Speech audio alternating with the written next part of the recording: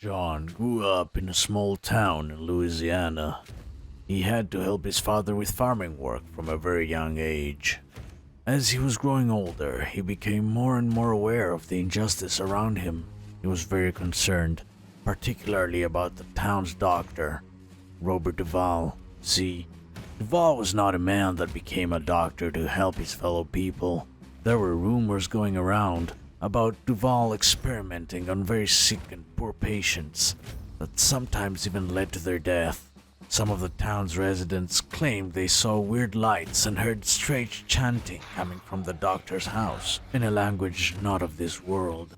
John wanted to help his people and decided to follow the path of the voodoo healer. And this is where John's true journey began. This is the tale of how John became the Bone Doctor. Years later, John heard a rumor about a plague spreading in his hometown. It was time to return. On his way, he found an old friend, sick, ready to collapse. Tried to help him, but... You there! You are not allowed to do that! John ended up in prison. Duvall's corruption run deep, and the sheriff was one of his people. He was in prison for months, in isolation.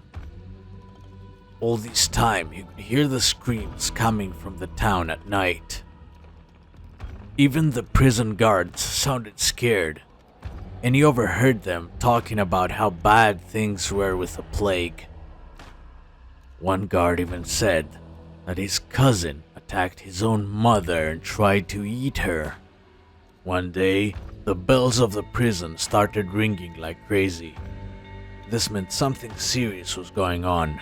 The prison went on alert. John's guard forgot to lock his cell and ran to see what is going on. John saw an opportunity. He managed to drop the guard unconscious and take his gun.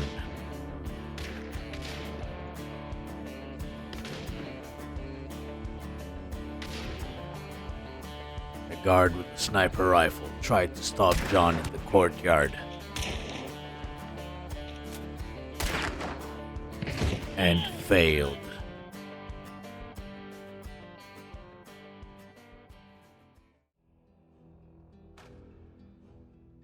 After he escaped, John had to rush back to town. He needed to find his people, make sure they were safe. What he found instead was bodies. Dead bodies all around town.